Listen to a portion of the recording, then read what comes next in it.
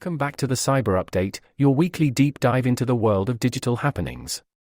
It's Friday, August 11th, 2023, and today we're zoning in on Zoom and their evolving stance on user data. Remember March this year? Zoom stirred the digital pot by tweaking its terms of service. They proposed harnessing audio, video, even your chat transcripts, all in the name of refining their AI models. The catch? They promised hands off your data without your consent. But here's where it gets murky. If your meeting's captain says "aye" to data sharing, it's open season on everyone's data in that room. For those valuing their digital privacy, the only way out was literally out, exiting the call. Not surprisingly, this move set off alarm bells. Critics argued, was Zoom being a tad too vague about its data intentions?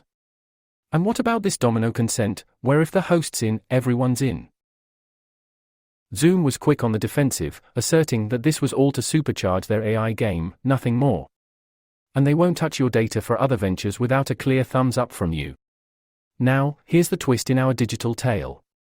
A quick detour through archive.org and Voila. It seems Zoom's now on the back foot.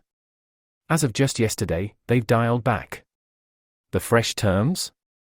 They'll leave your audio, video, and chat data alone, AI refining or not, unless you say it's okay. But, and there's always a but, they're still eyeing other data types, think meeting metadata, usage stats, and the likes. So, where does this leave us, the users? The digital realm is ever shifting, and it's on us to stay informed, stay agile. If you're feeling uneasy with these Zoom terms, maybe consider switching up your platform or toggling that generative AI feature off in your settings.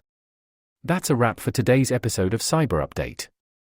If you're finding value in these deep dives, do us a favor, hit like, subscribe, drop us a comment, and share the word. Until next time, stay cyber savvy.